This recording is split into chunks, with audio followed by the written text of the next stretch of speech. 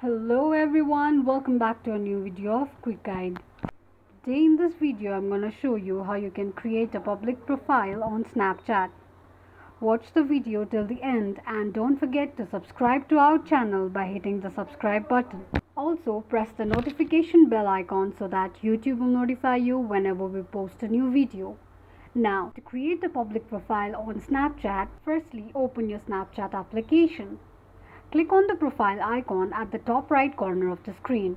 Scroll all the way down and click on Create Public Profile. Tap on Continue and on Get Started to create your public profile. It will create your public profile in no time. You can add stories, spotlight, or insights to your public profile of Snapchat. You can also edit or preview your Snap's public profile.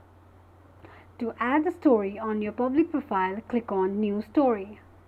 This is how you can create a public profile on Snapchat.